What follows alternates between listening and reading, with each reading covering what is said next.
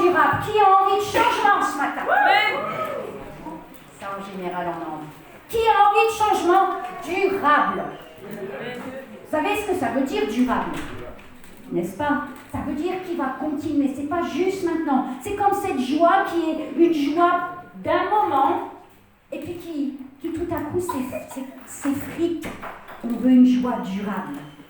Vous savez, dans la vie, il y a deux façons d'avancer. Soit on avance avec les yeux de la peur, soit on avance avec les yeux de la foi. Et ce matin, Timothée nous a parlé de Moïse et du peuple dans le désert. Ce peuple, en allant vers la terre promise, a marché avec les yeux de la peur et ça les a paralysés un grand nombre de fois. Et nous sommes des êtres humains créés par notre Dieu. Et vous savez ce à quoi nous aspirons tous? Nous aspirons tous à de l'amélioration. Parce que quand on dit changement, généralement, s'associe au mot changement le mot amélioration. On veut du mieux, n'est-ce pas? Vous ne voulez pas du changement pour du moins bon. Ou alors, vous êtes maso. Mais moi, je ne suis pas maso. J'ai envie de changement aussi dans ma vie, mais un changement pour du meilleur. Et la réalité, c'est que parfois, dans ce monde, il y a plein de choses qui nous sont offertes. Des choses qui nous sont offertes pour soi-disant améliorer notre vie, pour rendre notre quotidien meilleur. Et en fait, il s'avère que ou ça n'a absolument pas le but escompté, ou alors ça ne dure pas dans le temps. Et en fait, pour obtenir un changement durable, il va falloir que nous allions, que nous nous tournions vers le manuel du propriétaire. Et qui est notre propriétaire? Notre Dieu. Il va falloir nous tourner vers ce manuel, vers ces instructions que notre Créateur nous a données. Il y a 6 principes pour instaurer un changement durable. Et on va les étudier en suivant Romains chapitre 12, du premier verset jusqu'au verset 12. Et le premier principe de la consécration, ça peut être surprenant, mais c'est confier mon corps à Dieu. Romains 12, verset 1er. Je vous encourage donc, frères et sœurs, par les compassions de Dieu, à offrir votre corps comme un sacrifice vivant, saint, agréable à Dieu. Ce sera de votre part un culte raisonnable. C'est le point de départ du principe de la consécration. Le corps. Le plan physique, c'est la première chose sur laquelle il faut nous focaliser si nous voulons un changement. Et ça pour une raison toute simple, c'est que notre corps va affecter notre comportement. Notre état, l'état de nos muscles va affecter profondément notre humeur, vous avez enregistré, et aussi notre motivation. Et tout ce qui est du domaine physiologique va avoir un impact sur le domaine psychologique. Mais je ne vais pas vous faire un cours de psychologie. Ça, c'est Sarah qui vous fera ça un jour peut-être. Romains 12, verset 1er. Je vous encourage donc, frères et sœurs. Vous savez, dans ce verset, il y a un mot qui est hyper important. C'est ce donc. Je ne sais pas si vous les avez remarqués dans la Bible. Mais généralement, ces donc, en fait, ils sont là pour nous dire attention à tout ce que j'ai dit avant. Et là, Paul, dans ce passage, en fait, les 11 chapitres précédents, il a énuméré tout ce que Dieu a fait de bon pour nous.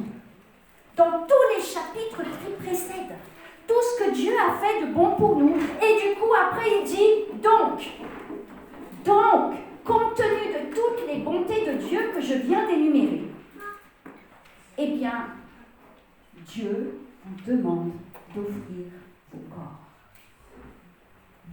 Offrez vos corps. Dieu est si bon. C'est étonnant parce qu'il ne nous est pas demandé d'offrir notre cœur ou d'offrir notre esprit. Il nous est demandé d'abord d'offrir notre corps. Et vous savez, ça a un petit peu une raison. C'est que tout ce que nous avons, et aussi longtemps que nous serons sur cette terre, c'est notre corps. Et tout ce que nous faisons pour Dieu, nous le faisons avec notre corps. n'est-ce pas? Ce matin, le groupe de louanges a chanté avec son corps. Et vous êtes tous là, présents de corps, et d'esprit aussi, hein? On est bien d'accord. Mais quand même, c'est le corps. Et la Bible nous enseigne clairement que le corps est une bonne chose. Il y a parfois des dérives qui sont faites avec le corps. Ça, ce ne sont pas des bonnes choses. Dieu nous a enseigné comment est-ce que nous pourrons garder notre corps en bonne santé, sain, comme nous l'avons chanté ce matin. Mais le corps est bon. Et Jésus a payé pour mon corps. Le Saint-Esprit vit dans mon corps. Mon corps appartient à la famille de Dieu. Qui fait partie de la famille de Dieu ce matin? Toutes les mains ne se sont pas levées. Qui fait partie de la famille de Dieu ce matin? Vous me rassurez là, j'étais un petit peu paniquée sur le moment. Et vous savez quoi? Un jour, mon corps va ressusciter. Et oui, et ça montre toute l'importance que Dieu met dans le corps. Offrir votre corps, ça implique, le mot offrir implique quelque chose de volontaire. Personne ne peut vous y obliger. Personne. Personne ne nous oblige à offrir notre corps. Personne ne peut nous y forcer et personne non plus ne peut nous forcer à changer d'ailleurs. J'ai cru comprendre qu'il y avait un mariage bientôt. Vous savez quoi? Parfois, on peut croire que quand on se marie, on a vu tous les petits défauts déjà, parce qu'il ne faut pas se tromper, ça se voit. Et on pense qu'on va arriver à le changer ou à la changer. Je suis désolée, ça ne va pas être possible. Personne ne peut changer l'autre. La seule personne que vous changez, c'est vous-même. C'est la seule. Je m'en suis rendu compte dans ma propre vie. Personne n'a jamais pu me changer. On a pu me dire des choses qui n'allaient pas, mais les personnes qui voyaient ce qui n'allait pas ne pouvaient pas changer les choses. C'est seulement moi qui, à un moment donné, ai dû m'impliquer pour que les choses changent. Et c'est la première loi du changement. Le changement, c'est pour maintenant. Le changement, c'est mon choix. Mais peut-être qu'on peut quand même rajouter, c'est pour maintenant. Je vous encourage donc. Vous savez, parfois, il est écrit là à offrir votre corps comme un sacrifice vivant. Parfois, le dimanche matin, et c'est peut-être le cas ce matin, on va s'offrir comme un sacrifice vivant parce qu'on est touché, il y a quelque chose qui nous impacte, et là, on s'engage vraiment de tout son cœur. Et lundi arrive. Ça va pas, voilà, on a encore les effets de la veille. Mardi arrive. Je sais pas, il y a un truc qui commence à diminuer. Mercredi, ça commence à se gâter. En plus, c'est jour de congé pour les enfants. Vous savez quoi? S'offrir en sacrifice vivant, c'est un éternel renouvellement. C'est pas une décision qui se prend une fois et après, waouh, le paradis. Non, ça c'est pour plus tard. Chaque jour, chaque fois que je suis face à des situations qui ont quelque part, je sens qu'elles sont en train de m'impacter dans mon cœur, dans mon esprit. C'est à ce moment-là que je dois m'offrir à nouveau comme un sacrifice vivant. Je renouvelle ce sacrifice à chaque instant. Et ce sera de votre part un culte raisonnable. Parce que je vais plaire à Dieu avec mon corps.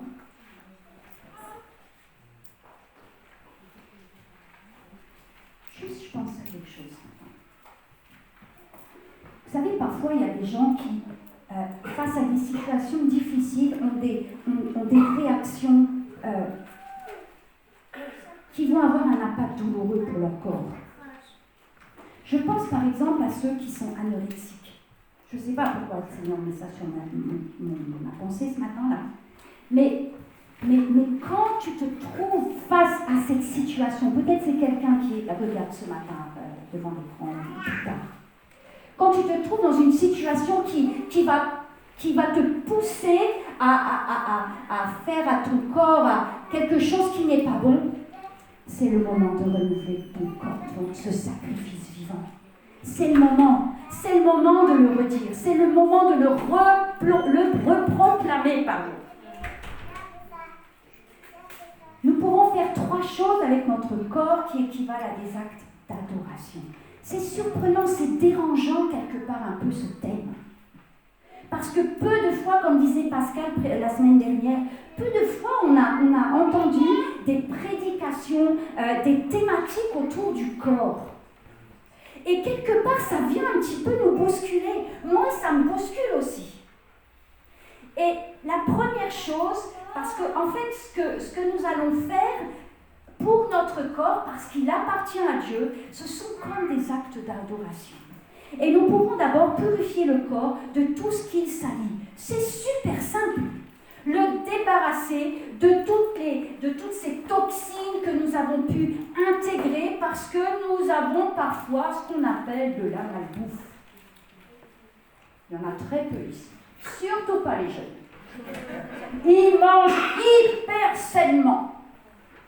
Le lundi, c'est le McDo. Le mardi, c'est le kebab. Le mercredi, c'est Burger King, je me trompe pas, c'est pas grave.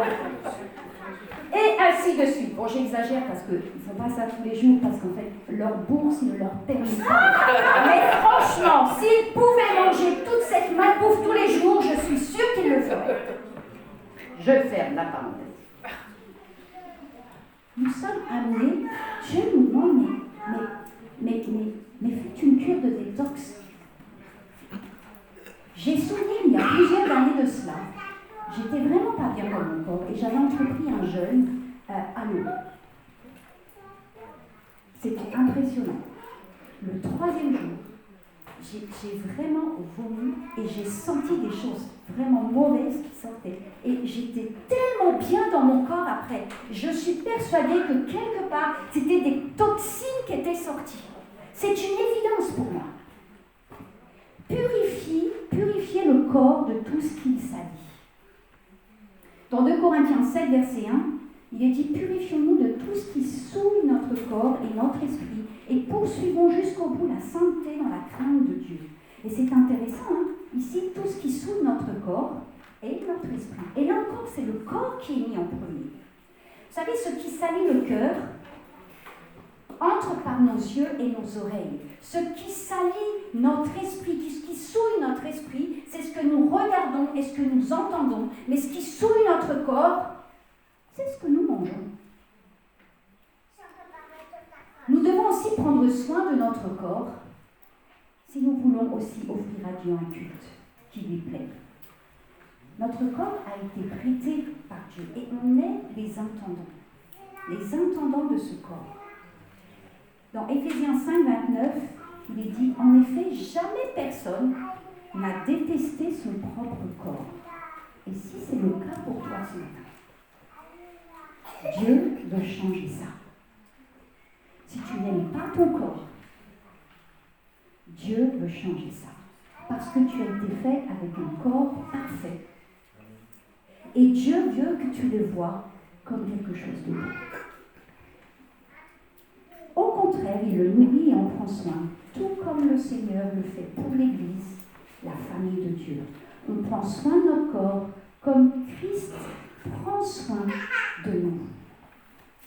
Et puis la 3e chose, c'est de contrôler le corps. Ça plaît à Dieu que nous le contrôlions. Mais pour autant, il faut le faire avec une bonne motivation. Cette motivation doit être juste. Parce que certains contrôlent leur corps par orgueil. Et pour le connaître, pour le voir, pour le savoir, aller dans les salles de fitness. Je ne suis pas souvent allée, je dois le reconnaître. Je n'ai pas été persévérante dans ce domaine. J'ai trouvé des milliards d'excuses pour ne plus y aller. Mais par contre, je peux vous assurer que le peu de fois où j'y suis allée, j'ai vu des monsieur muscles en débardeur qui se plaisaient à montrer tous leurs biceps. Bon, voilà. Si c'est comme ça que vous le faites, bon, je pense qu'il y a quelque chose à revoir. Mais si nous le faisons parce que nous voulons que notre corps reste en bonne santé, reste dans une bonne forme physique, parce que nous voulons prendre soin de ce que Dieu nous a donné, alors vous savez quoi? Ça va marcher. Et Dieu en sera honoré. Que chacun de vous sache garder son corps dans la consécration et la dignité. En fait, vous savez ce que ça veut dire ça? Et ça c'est écrit dans 1 Thessaloniciens 4:4. Ça veut dire que je peux maîtriser mon corps, ce n'est pas lui qui doit me dominer. C'est moi qui dois le dominer. Et Paul, dans 1 Corinthiens 9:27, nous disait qu'il traitait durement son corps et qu'il le disciplinait de peur d'être lui-même disqualifié après avoir prêché aux autres. Nous devons assumer nos responsabilités. Et quand nous négligeons notre corps, en fait, il peut y avoir d'énormes coûts. Et vous savez quoi, dans le domaine de la santé, il y a beaucoup de problèmes de santé chronique, et c'est vrai aux États-Unis à 75%, mais je suis sûre que si on faisait un petit sondage en France, on ne serait pas loin du même pourcentage. Des maladies chroniques qui sont simplement liées au fait que nous mangeons mal. À bon entendeur, salut. Deuxième point. Alors que nous nous concentrons sur ce corps physique, nous avons besoin de nous concentrer dessus parce que, vous savez quoi, tout changement va demander de l'énergie. Ouais, j'ai des têtes qui me font ça ce matin. Effectivement, il faut de l'énergie. Et la deuxième partie de ce message, c'est le principe de la concentration. Me focaliser sur de nouvelles pensées. On va se dire, mais c'est quoi le rapport? Romains 12:2. Ne vous conformez pas au monde actuel, à sa manière de penser, mais soyez transformés par le renouvellement de l'intelligence. Parce qu'en fait, tout ce qui attire notre attention va forcément nous toucher, nous impacter. Et Dieu nous dit d'arrêter de nous concentrer sur ce qui est mauvais pour nous et de nous concentrer sur ce qui est bon. Arrêtez de nous concentrer sur nos plans pour nous concentrer sur les plans que Dieu a pour nous. Arrêtez de nous concentrer sur ce que les autres attendent de nous et nous concentrer sur ce que Dieu attend de nous. Et tout ça, c'est possible par le renouvellement de l'intelligence. Le terme se conformer, ça signifie en fait copier tout le monde. Et souvent, nous nous laissons trop souvent façonner dans notre vie par les autres. Est-ce que, comme moi, vous avez déjà fait quelque chose de stupide, de bête, de risqué, voire même de malsain, parce que tout le monde le fait? Il n'y a personne qui a fait ça dans sa vie? Non, il y en a qui me disent, non, je vais chasser un esprit de mensonge ce matin. Vous savez, ça commence par l'imitation, puis ça devient habitude, blessure, dépendance, puis obsession. Ça m'a rappelé une chose quand j'étais jeune. Tout le monde a, je ne sais pas si ici il y a des gens qui n'ont jamais essayé de fumer. Vous savez, de crapouiller.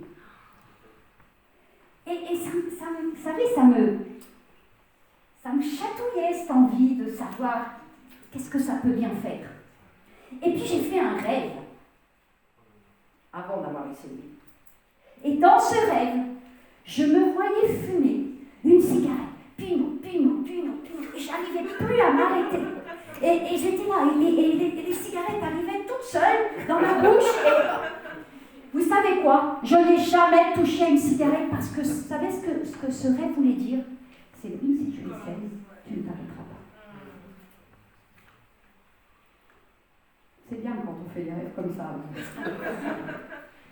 Ne vous conformez pas au monde actuel. Vous savez, tout ce qu'on a appris dans notre vie, eh bien, on l'a appris avec un modèle. C'est parce qu'on a eu un modèle. Et dans ce monde, il n'y a pas un seul modèle parfait. Et du coup, on a appris des choses qui parfois n'étaient pas bonnes. On ne le savait pas forcément. On a appris à prendre des habitudes, parfois aussi, Et parce qu'en fait, c'était le modèle qu'on avait. Moi, j'ai grandi dans une famille où papa était super strict, super sévère, et puis ça marchait. Voilà, d'accord? Mais c'était comme ça qu'il avait été élu. Je peux vous dire que moi, j'étais commandant en chef. Je rêvais d'être gendarme, ou je rêvais d'être dans l'armée. J'ai été conseillère d'éducation dans un collège, je peux vous assurer qu'en études, on entendait une mouche voler. Jusqu'au jour où je me suis rendu compte que ce n'était pas juste. Et le Seigneur a fait le nécessaire pour que cette manière, ce comportement, qui n'était pas bon, qui n'était pas équilibré, qui n'était pas selon ce que Dieu voulait, eh bien que ça change. Et Dieu m'a donné une autorité qui est une autorité beaucoup plus douce et qui fait beaucoup plus d'effets et surtout qui fait beaucoup moins de dégâts.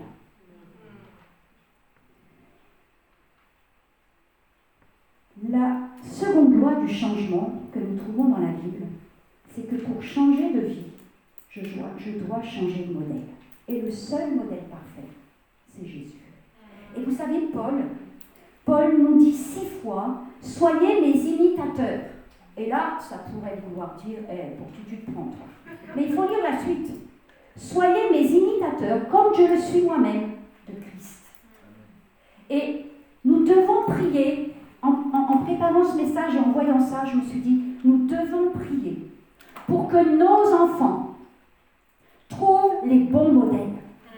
Pour que nos enfants ne soient pas alpagués par des mauvais modèles là où ils se trouvent, à l'école, au collège, au lycée. Nous devons prier pour eux. C'est notre responsabilité. Nous devons travailler à changer de modèle, mais nous devons prier pour qu'eux ne tombent pas sur des mauvais modèles. Soyez mes imitateurs comme je le suis moi-même de Christ. Ne vous conformez pas au monde actuel, mais soyez transformés par le renouvellement de l'intelligence. C'est trop beau ça. Ça, c'est trop beau. Et vous savez, transformer, ça veut dire métamorphoser. Je donne l'exemple. Quand la chenille devient papillon, ce n'est pas une amélioration d'état. C'est un changement radical. Et ce changement radical-là, nous pouvons aussi le vivre, nous, par le renouvellement de l'intelligence. Et ça s'appelle la nouvelle naissance. Et ça s'appelle le chemin que nous empruntons chaque jour pour rester, grandir dans cette nouvelle naissance, pour que nous puissions grandir de plus en plus et maturer. Et nous devenons, vous savez, ce qui est intéressant, c'est que la chenille, quand elle est chenille, elle se traîne par terre. Elle se mange toute la poussière. Mais quand elle devient papillon, elle vole en toute liberté. Et c'est ce dont nous avons besoin. Peut-être que toi, tu rampes encore dans la poussière. Mais le Seigneur te dit ce matin, tu es fait pour devenir un papillon qui vole en toute liberté. Est-ce qu'on peut vraiment donner une acclamation à notre Seigneur qui est capable de faire une telle transformation? Et il y a quelque chose qui est intéressant dans Éphésiens 4, 22 à 24. Il est dit, on vous a enseigné à vous débarrasser du vieil homme qui correspond à votre ancienne manière de vivre et à vous revêtir de l'homme nouveau, créé selon Dieu dans la justice et la sainteté que produit la vérité. Pour renouveler notre intelligence, nous devons nous débarrasser avant de pouvoir nous revêtir. C'est un principe. Vous allez acheter un nouveau manteau, vous n'allez pas le mettre par-dessus l'ancien. Mais il y a quelque chose de encore plus parlant. Vous avez mis dans une carafe du lait, d'accord? C'est la carafe que vous utilisez tout le temps pour mettre du lait. Et puis vous l'avez oublié. Qu'est devenu le lait? Bon, voilà, il y en a qui me font la grimace. C'est pas bon. Ça a même moisi. Mais vous voulez mettre du lait dans cette carafe, du bon lait dans cette carafe. Qu'est-ce que vous allez faire? Vous allez vider ce qui est mauvais. Vous allez nettoyer la carafe parce qu'elle a gardé quelques résidus. Et ensuite, vous allez mettre le bon lait. C'est exactement ce que Dieu nous encourage de faire. Il va falloir enlever nos mauvaises habitudes. Tout ce qui a pris vraiment des habitudes bien enracinées, bien intégrées, là, il va falloir les enlever et en mettre d'autres, en prenant Jésus comme modèle. Le troisième principe, c'est le principe de l'évaluation. Évaluer humblement ma situation. Vous savez, si je vous téléphone et que je vous dis que je vais venir vous visiter, mais je ne suis jamais venue chez vous. Je vais vous demander le chemin pour aller jusque chez vous. Mais vous, tout logiquement, vous allez me demander où je me trouve pour pouvoir me dire par où je dois passer. Sur le plan de la vie, sur le plan spirituel, sur le plan émotionnel, sur le plan mental, il va falloir faire la même chose. Et sur le plan physique, il va falloir faire un état des lieux. Un état des lieux de où je suis, de où j'en suis. Je ne peux pas savoir où je dois aller si je ne sais pas où je suis. Je ne sais pas quel progrès je dois entreprendre si je ne sais pas où j'en suis. Mais vous savez, il y a un problème, c'est que souvent, il nous faut beaucoup d'humilité pour s'auto-évaluer, parce qu'on se retrouve face à ce qu'on appelle de l'orgueil. Il n'y a personne ici qui est concerné par ce problème. Mais je le dis quand même, parce que peut-être qu'il y a quelqu'un dans son écran qui est concerné. Donc, combien de fois avons-nous fait semblant que tout va bien? Combien de fois? On ne peut même pas le compter sur deux mains, je pense. Et c'est étonnant, pourquoi est-ce qu'on fait semblant? Pourquoi? Alors qu'en fait, moi je dois dire, après l'avoir expérimenté, c'est tout ce que je ne maîtrise pas, je préfère l'admettre parce que ça va m'aider à obtenir de l'aide et à changer. L'honnêteté, c'est la meilleure politique. Romains 12, verset 3 nous dit « Par la grâce qui m'a été donnée, je dis à chacun de vous de ne pas avoir une trop haute opinion de lui-même. » Preuve d'humilité. Mais de garder, et pour cela il faut s'évaluer, des sentiments modestes, être réaliste face à la situation, chacun selon la mesure de foi que Dieu lui a donnée. La version Parole de vie dit « Ne vous croyez pas plus important que vous n'êtes. » Et en fait, moi je dirais « Ne vous croyez pas en meilleure forme que vous n'êtes. » Je préfère encore ça. C'est beaucoup plus parlant pour chacun d'entre nous. Si on ne veut pas trébucher, nous devons être honnêtes, authentiques, sincères et humbles. Et j'aimerais vous poser quelques questions ce matin. Quel est le problème que vous faites semblant de ne pas avoir dans votre vie? Quel est le problème que vous faites semblant de ne pas avoir dans votre vie? Est-ce que vous avez le courage d'être honnête envers vous-même? Et là, pire encore, est-ce que vous auriez le courage de demander à un ami dans quel domaine vous auriez besoin de changer? Messieurs, vous pouvez le faire à votre femme, mais les femmes vont vous le faire aussi. Hein. C'est la quatrième étape du changement, une auto-évaluation honnête et objective. Mais Hébreux 11, verset 6 nous dit que sans la foi, il est impossible d'être agréable à Dieu. Et la question c'est, quelle est ma foi?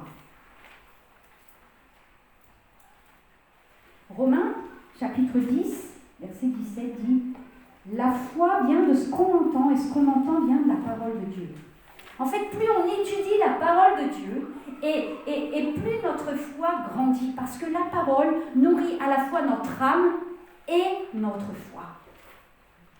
Et si nous avons une foi limitée, nous aurons un avenir limité.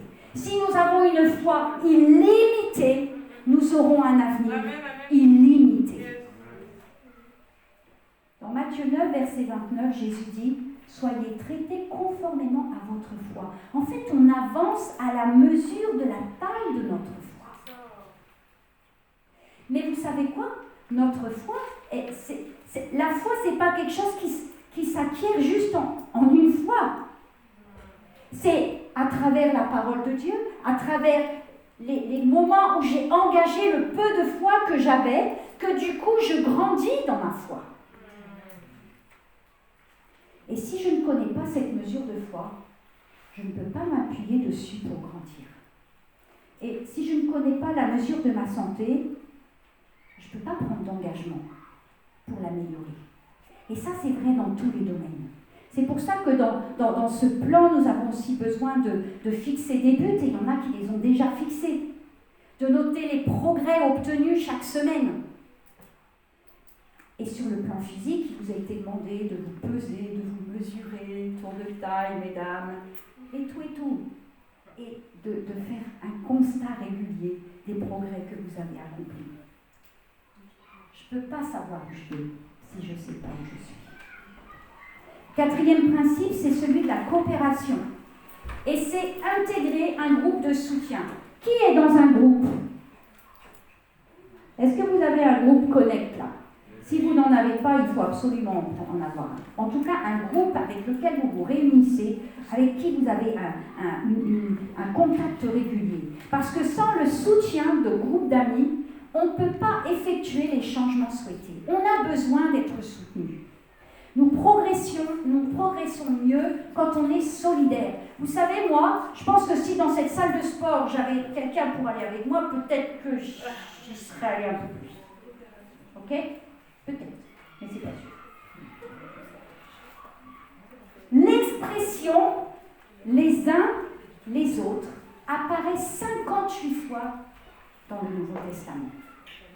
S'aimer les uns les autres, prendre soin les uns des autres, s'encourager les uns les autres, se soutenir les uns les autres, prier les uns pour les autres. Et ça, la vie durant. Dieu n'a jamais voulu que nous fassions cavalier seul. Il nous a créés pour être une famille et une famille spirituelle. Et nous le sommes quand nous sommes dans un petit groupe. Nous le sommes ce matin. Mais nous le sommes là où 2 ou 3 sont réunis en mon nom. Dieu est au milieu d'eux. Et en fait, on est un groupe. Romains 12, versets 4 et 5. En effet, de même que nous avons plusieurs membres dans un seul corps et que tous les membres n'ont pas la même fonction, de même, nous qui sommes plusieurs, nous formons un seul corps en Christ et nous sommes tous membres les uns des autres, chacun pour sa part.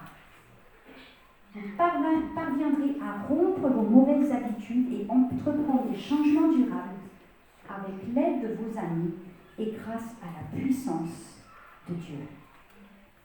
Ce sont les 2 choses dont vous avez besoin. Vous avez besoin de Dieu, mais vous avez aussi besoin de vos amis spirituels pour vous soutenir. Le 5e principe, c'est celui de l'affirmation. Être rempli, que notre vie soit remplie d'amour. Pour qu'un changement persiste, je dois demander à Dieu de me remplir d'amour. Parce que vous savez quoi? L'amour peut vaincre ce qui me paraît insurmontable. L'amour est la force la plus puissante au monde. Parce que Dieu est amour.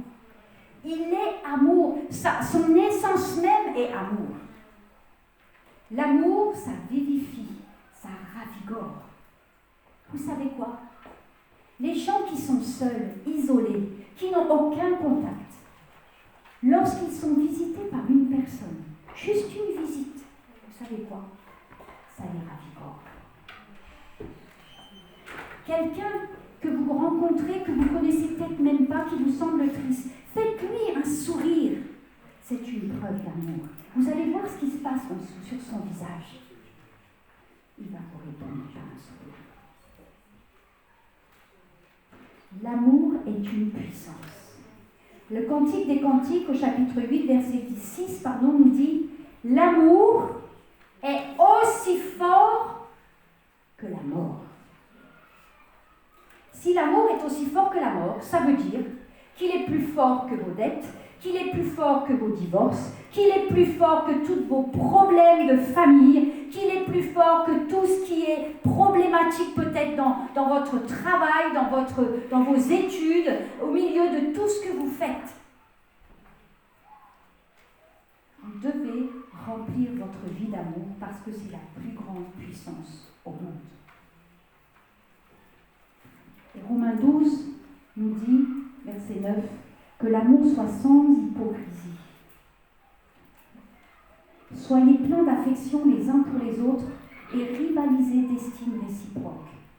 Quand nous sommes en petits groupes, encouragez-vous les uns les autres des progrès que vous avez faits. J'ai vu sur le WhatsApp, il y en a qui ont fait un nombre de pas qui est juste incroyable. Mais franchement, ça nous met un coup dans le moral quand on n'a pas fait beaucoup. Mais si j'en ai fait, je ne sais pas moi, 3000, et que la semaine d'après, j'en ai fait 4000. Waouh! Super! T'es en progrès! C'est tellement encourageant lorsque les autres nous encouragent, même si c'est presque rien. Sarah pourrait dire la même chose, mais un élève en difficulté qui a fait un minuscule progrès. Lorsque, face à ce minuscule progrès, nous le faisons remarquer à tout le groupe classe et qu'on demande au groupe classe d'applaudir cet élève, c'est juste une puissance impressionnante. J'avais un élève qui ne faisait jamais de puzzle. Juste, je pensais qu'il détestait. Mais en fait, je pense qu'en réalité, il avait peur de ne pas réussir. Et un jour, je lui en ai donné un à faire 6 pièces. Il est en maternelle. Il a réussi ce puzzle. Je l'ai montré à toute la classe, nous l'avons applaudi. Il a eu un sourire juste extraordinaire. Et il s'est mis à faire des puzzles, Et il n'a plus fait que 6 pièces. Il est monté vraiment très très rapidement. Il a fait des progrès extraordinaires. Nous avons besoin de manifester notre amour envers les autres pour les peu de progrès qu'ils peuvent faire. Il est arrivé à l'heure au culte ce matin.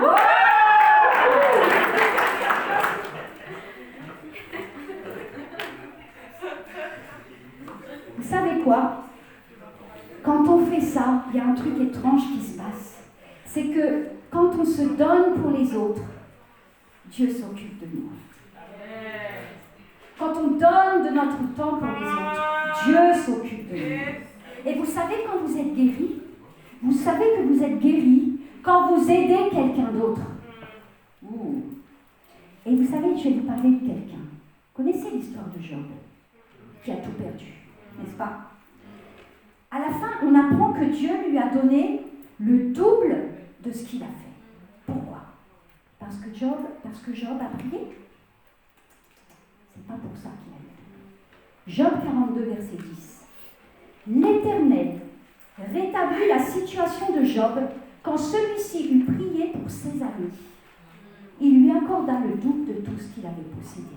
Lorsqu'il eut prié pour ses amis, il a reçu. Demandez à Dieu de vous remplir d'amour pour les autres. Et vous allez voir tout ce que vous allez recevoir de la part de Dieu. Le 6e et dernier principe, c'est celui de la motivation. Conserver mon enthousiasme. Moi, je ne l'ai pas conservé pour les salles de fitness. Vous devez découvrir comment conserver votre enthousiasme, qui peut-être est là aujourd'hui, mais qui, vous le savez comme moi, pour ce genre d'entreprise, s'estompe au fil du temps. Quelqu'un a dit « Rien de grand ne se fit jamais sans enthousiasme ». Et je pense qu'on est tous d'accord avec ça. Tout ce que vous avez pu entreprendre comme projet, si vous ne l'avez pas fait avec enthousiasme, vous n'avez pas commencé. Ou ça a très peu commencé. Nous avons besoin de l'enthousiasme pour nous engager dans les choses et nous avons besoin de conserver cet enthousiasme pour que les projets que nous entreprenons se poursuivent et atteignent le but que j'ai fixé, l'objectif que j'ai fixé. Comment c'est possible? Eh bien, en fait, la pensée positive ne suffira pas. Si c'est ce sur quoi vous travaillez, vous pouvez, hein, mais ça ne va pas suffire. Finalement, le mot enthousiasme, le mot même nous donne une piste. Dans le mot enthousiasme, on trouve le mot théos, le mot grec pour Dieu. Et enthousiasme, en fait, c'est être en Dieu. Et en fait, ça veut dire que si je demeure en Dieu, l'enthousiasme va demeurer. L'enthousiasme va se poursuivre au fil des jours, au fil du temps, quand nous demeurons en Dieu. Et ça, nous demeurons en Dieu jour après jour parce que nous nous nourrissons à travers sa parole, mais aussi par les temps de prière que nous avons avec lui. Paul, dans Romains 12, versets 11 et 12, nous dit « Ayez du zèle ». En fait, c'est de l'enthousiasme. Ayez du zèle et non de la paresse. Qui a une tendance paresseuse? Oui, moi aussi. Je le confesse ce matin. Nous avons besoin d'avoir du zèle, de l'enthousiasme. Soyez fervents d'esprit et servez le Seigneur. Et conservez votre enthousiasme de 3 manières différentes. Réjouissez-vous dans l'espérance, soyez patients dans la détresse, persévérez dans la prière. Avec ces 3 choses-là, nous pouvons être assurés que nous allons être enthousiastes. En fait, on a le choix entre adorer notre Dieu, par toutes les manières que nous connaissons, ou alors nous inquiéter. On peut prier ou paniquer. Et si nous prions, nous ne paniquons pas. J'ai une de mes filleules qui me disait, m'a dit 2 fois cette chose en l'espace d'1 mois.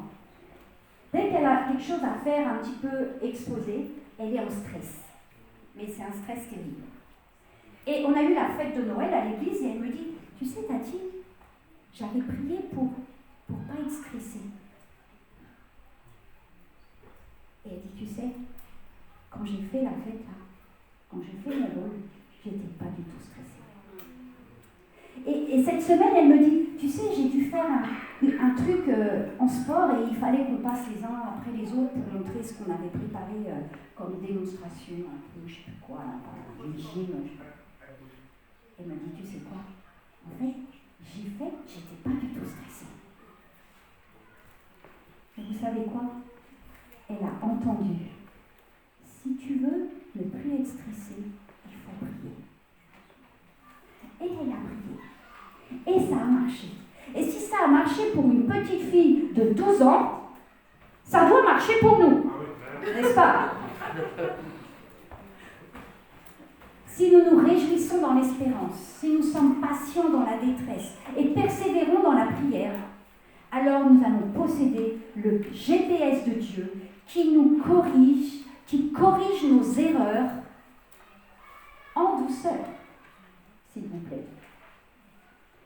Dieu nous corrige nos erreurs en douceur et nous ramène en douceur sur le bon chemin, dans la bonne direction.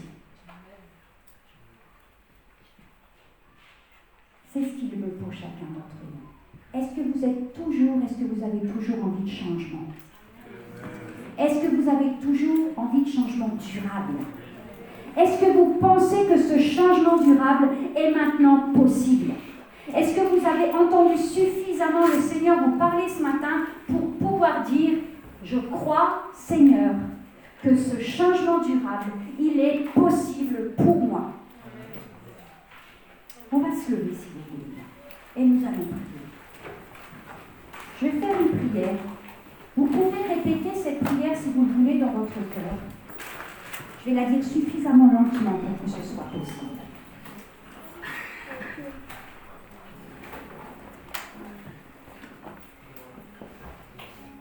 Père, je ne veux pas vivre un jour de plus sans toi. Je te cède le contrôle de tous les domaines de ma vie et de mon cœur. Au vu de tout ce que tu as accompli pour moi, je t'offre mon corps en sacrifice vivant. Je ne veux pas rester une chenille, accrochée à mes mauvaises habitudes. Je veux une véritable métamorphose. Je veux, comme ce papillon, devenir libre. Je ne veux plus céder aux pressions de ce que les autres attendent de moi. Je veux être et penser comme tu veux. Transforme mon intelligence dans les jours et les mois à venir. Je te demande pardon pour mon orgueil. Je reconnais que j'ai besoin de ton aide pour changer et pour grandir dans la foi. Aide-moi, Seigneur, à fixer des buts réalisables, mesurables. Conduis-moi vers des personnes qui vont me soutenir et m'encourager. Donne-moi de les aimer. Donne-moi de savoir aimer ceux que je rencontre et être capable de les aider aussi. Remplis-moi de ton amour. Je veux être unie à toi, Seigneur. Je veux me réjouir dans l'espérance. Être patient dans la détresse et persévérer dans la prière. Et c'est dans le nom de Jésus que j'ai prié. Seigneur, tu as entendu chaque personne qui a fait cette prière, ici dans ce lieu, mais aussi devant son écran. Et Seigneur, je refuse que l'ennemi vienne effacer cette prière. Seigneur, je te prie que ton Saint-Esprit leur rappelle tout au long de cette semaine ce qu'ils ont prié, pour qu'ils s'engagent dans quelque chose de nouveau. Merci Seigneur, parce que tu es notre soutien. Ton Saint-Esprit vit en nous et nous aide et nous accompagne. Merci Seigneur pour ceux à qui tu vas donner quelque chose de fort ce matin. Parce que je crois que tu l'as fait. Il y en a qui sont arrivés ce matin en se disant « Je suis dans ces 40 jours, mais je sais que pour moi, en fait, il n'y a rien qui peut changer. » Ne regarde pas celui qui a fait 100 000 pas. Concentre-toi sur là où tu en es aujourd'hui.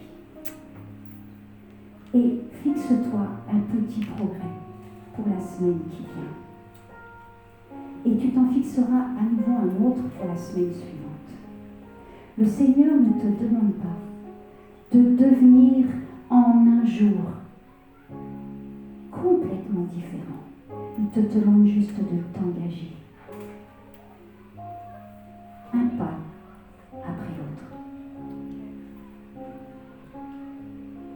Arrête de regarder et de te comparer avec les autres. Arrête de rester fixé sur tout ce qui n'a pas marché dans le passé. Arrête de te fixer sur tout ce que tu as entrepris pour ton corps par le passé et qui n'a pas fonctionné. Le Seigneur te dit, tout ce que tu as entrepris pour ton corps dans le passé, tu l'as entrepris sans moi. Ce n'était pas des mauvaises choses, mais tu ne m'as pas invité dans ce programme. Et je te dis ce matin, invite-moi dans ce programme. Et tu verras les changements que je vais opérer. Ta santé va être transformée. Ta santé va être complètement différente. Invite-moi dans ton programme. Je te bénis ce matin, dans le nom du Seigneur.